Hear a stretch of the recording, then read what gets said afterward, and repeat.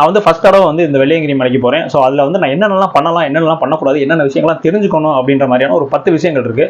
So அந்த விஷயங்களை தான் வந்து சொல்ல போகிறேன். நீங்கள் வெள்ளையங்கிரிக்கு மலைக்கு போகிறீங்க, நீங்கள் முதல்ல புதுசாக போகிறீங்க அப்படின்னாலும் சரி, இல்லை இதுக்கு முன்னாடி போயிருந்தாலும் சரி, இந்த 10 விஷயங்களை வந்து கண்டிப்பாக வந்து ஃபாலோ பண்ணிக்கங்கன்னு சொல்லுவேன். ஸோ அது என்னென்ன அப்படின்ற மாதிரியான விஷயங்களை வந்து பார்ப்போம். ஃபர்ஸ்ட் வந்து பார்த்தீங்கன்னா, நீங்கள் வந்து புதுசாக போகிறீங்கனாலும் சரி, இல்லை ஆல்ரெடி போயிருந்தாலும் சரி, இப்போ உள்ள சந்தர்ப்ப சூழ்நிலைக்கு சொல்கிறேன்.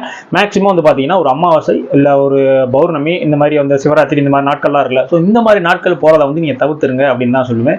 ஏன்னா இந்த மாதிரி நாட்கள்லாம் பார்த்தீங்கன்னா கூட்டங்கள் வந்து ரொம்பவுமே வந்து அதிகமாக இருக்கும். கிட்டத்தட்ட வந்து பார்த்தீங்கன்னா மலையிலே வந்து கியூவில் நிற்கிற மாதிரியான நிலைமையெல்லாம் கூட ஏற்படுது. ஸோ அதனால நீங்கள் வந்து இந்த மாதிரி போகிறீங்க அப்படின்னா, ட்ரெக்கிங் ரெடி ஆகிட்டீங்க அப்படின்னா இந்த மாதிரியான டேஸில் போகிறத வந்து கொஞ்சம் தவிர்த்துக்குங்க அப்படின்னு தான் சொல்லுவேன்.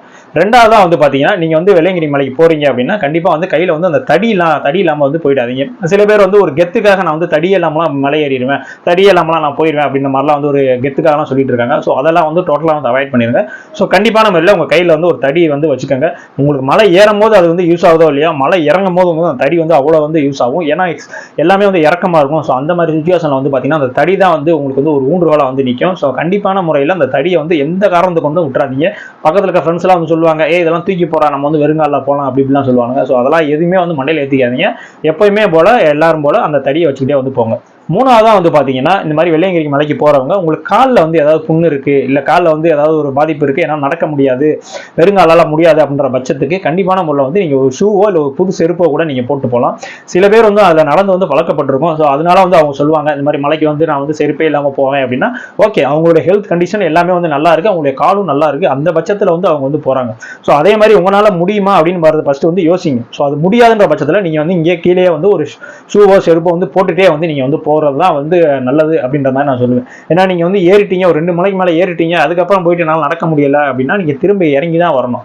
ஸோ அந்த மாதிரியே பாதிலேயே வந்து அந்த முயற்சியை கைவிடாமல் ஆரம்பத்திலே சொல்கிறேன், இதை நீங்கள் ஃபாலோ பண்ணீங்க அப்படின்னா நல்ல முறையில் வந்து நீங்கள் போய் வெள்ளையங்கிரி மலையில் போய் ரீச் ஆகலாம். அதே மாதிரி நீங்கள் வெள்ளையங்கிரி மலைக்கு போகிறீங்க, அதாவது நீங்கள் ஒரு சனிக்கிழமை போகிறீங்க அப்படின்னா வெள்ளிக்கிழமையே வந்து உங்களை வந்து நீங்கள் தயார்படுத்திக்கங்க.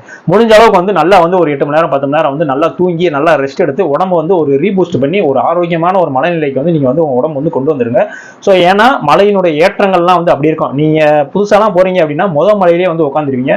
ஸோ அந்த அளவுக்கு வந்து ஒரு டஃப்பான மலை தான் வந்து வெள்ளையங்கிரி மலை. ஸோ அதுக்கு உங்கள் பாடியும் சரி உங்கள் மனசையும் சரி நீங்க வந்து ரெடி பண்ணணும் அப்படின்னா முந்தின நாள்லேருந்தே வந்து அதுக்கு வந்து நீங்க வந்து ப்ரிப்பேர் ஆயிடுங்க அப்படின்றதான் வந்து என்னுடைய கருத்து. அஞ்சாவதா வந்து பாத்தீங்கன்னா கண்டிப்பான முறையில் எல்லாருமே வந்து ஒரு வாட்டர் கேன் வந்து வச்சுக்கோங்க. அது வந்து இந்த பிளாஸ்டிக்ல இல்லாத மாதிரி வந்து பாத்துக்கோங்க. முடிஞ்ச அளவுக்கு வந்து வீட்டில் வந்து இந்த சில்வர் வாட்டர் கேன்ஸ் அந்த மாதிரி தான் வச்சுக்கோங்க. ஏன்னா தண்ணி வந்து மலையில வந்து ஒரு 2 இடத்துல வந்து கிடைக்குது சொன்னையில. ஆனா இப்போ போற கூட்டத்துக்கு வந்து அதுல லைட்டா தான் ஒழுகிட்டு இருக்கும். நீங்க வந்து கேனை வச்செல்லாம் பிடிச்சிட்டு இருந்தீங்க அப்படின்னா வர்றவங்க மக்கள் வந்து பாத்தீங்கன்னா ஆயிரக்கணக்கில் வந்துட்டு இருக்காங்க. ஒரு ஆளா பிடிச்சி என்னைக்கு வந்து மேலே போடும். ஸோ அதனால கண்டிப்பான முறையில் வந்து ஒரு வாட்டர் பாட்டில் வந்து எப்பயுமே வந்து தண்ணி வச்சுக்கோங்க. முடிஞ்ச அளவுக்கு வந்து இந்த பிளாஸ்டிக் யூஸ் அண்ட் த்ரோ தூக்கி போறது அந்த மாதிரி விஷயங்களை வந்து கொண்டு வராங்க. ஏன்னா வந்து அந்த அளவுக்கு வந்து சுத்தமா வந்து மெயின்டைன் பண்ணிட்டு இருக்காங்க. ஸோ அதுதான் நீங்க போறவங்களும் பண்ணணும். ஸோ அதனால வந்து அந்த மாதிரி விஷயங்கள் பண்ணாம ஒரு சில்வர் கேன்ல அந்த மாதிரி கொண்டு போங்க. முடிஞ்ச அளவுக்கு வந்து ஒரு எம்டி கேன் வச்சுக்கோங்க. முடிஞ்ச அளவுக்கு அந்த சொனையில கூட்டம் இல்லாத பட்சத்துக்கு அங்கேயும் வந்து நீங்க வந்து தண்ணி பிடிச்சி வந்து குடிச்சுக்கலாம். ஆறாவதா வந்து பாத்தீங்கன்னா நீங்க வந்து பகல்ல வந்து மலை ஏறதுக்கு வந்து நீங்க ப்ரிப்பேர் ஆயிட்டு இருக்கீங்க அப்படின்னா முடிஞ்ச அளவுக்கு வந்து கொஞ்சம் வெயிலுக்கு முன்னாடியே வந்து போயிடுங்க. ஏன்னா வெயிலுடைய தாக்கம் வந்து மலை ஏற ஏற வந்து ரொம்ப அதிகமா இருக்கும். சில பேர் இந்த லோ ப்ரெஷர் ஹை ப்ரெஷர்லாம் இருக்கிற ஆளுக்கு வந்து அந்த வெயில்லாம் பட்டுச்சுன்னா ஒரு மாதிரி வந்து கிருகிருன்னு வந்து ஒரு கேரெல்லாம் வந்து ஆயிடும்ல.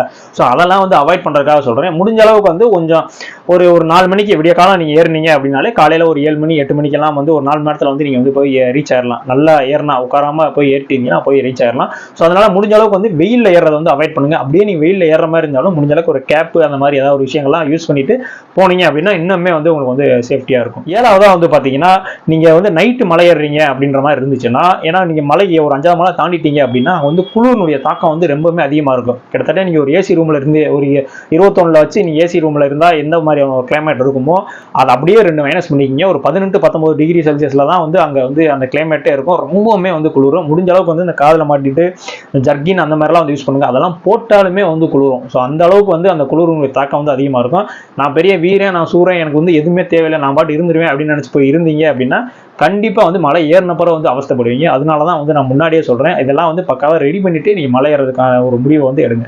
அடுத்த 8ஆவதாக வந்து பார்த்தீங்கன்னா உங்களுக்கு வந்து ஹார்ட் ப்ராப்ளம் இருக்குது, ஒரு லங்ஸ் ப்ராப்ளம் இருக்குது, ஒரு நீ பெயின் இருக்குது, இந்த மாதிரி விஷயங்கள்லாம் இருக்குது அப்படின்னா கண்டிப்பாக வந்து நீங்கள் வெள்ளையங்கிரி மலைக்கு வந்து போக வேண்டாம். நீங்கள் கீழே போய் ஈஷாவில் கூட சாமி கும்பிட்டு கூட போங்க. இல்லை உங்கள் ஏரியாவில் வந்து சிவன் கோயில் இருக்குன்னா அங்கேயே போய் நீங்கள் சாமி கும்பிட்டுங்க.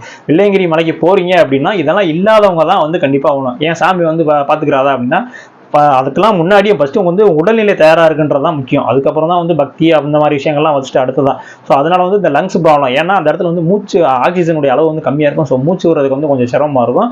ஸோ அதனால வந்து உங்களுக்கு வந்து அந்த ஹார்ட் ப்ராப்ளம், லங்ஸ் ப்ராப்ளம், இல்லை உங்களுக்கு முட்டி வெளி அந்த மாதிரி விஷயங்கள்லாம் இருந்துச்சு அப்படின்னா கண்டிப்பாக வந்து வெள்ளையங்கிரி இந்த ட்ரிப்பை வந்து நீங்கள் வந்து க்ளோஸ் பண்ணிடுங்க அப்படின்னு தான் சொல்லுவேன்.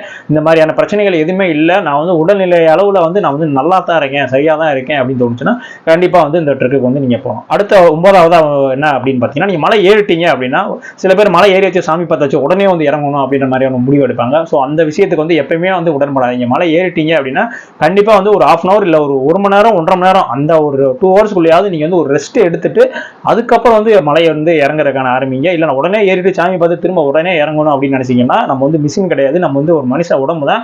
அது வந்து ரொம்பவுமே வந்து டயர்டாகும், பாதி வெளியிலே வந்து கண்டிப்பாக அந்த மயக்கம் வந்துடும். ஸோ அந்த அளவுக்கான எஃபெக்டான அந்த சுச்சுவேஷன் தான் வந்து அங்கே வந்து காணப்படுது. ஸோ அதனால முடிஞ்ச அளவுக்கு வந்து மலை ஏறி முடிச்சிட்டீங்க, சாமியை பார்த்துட்டீங்க அப்படின்னா ஒரு 2-3 hour கொஞ்சம் வந்து ரெஸ்ட் எடுத்துட்டு அதுக்கப்புறம் வந்து கிளம்புங்க அப்படின்னு தான் சொல்லுவேன்.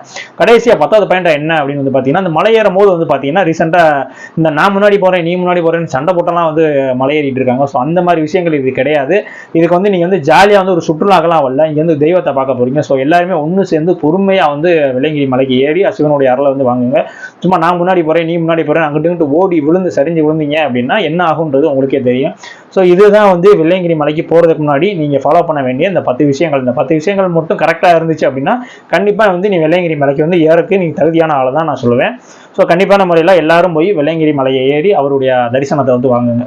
ஸோ இதே மாதிரியான அடுத்த ஒரு வீடியோவில் வந்து சந்திக்கிறேன். நன்றி.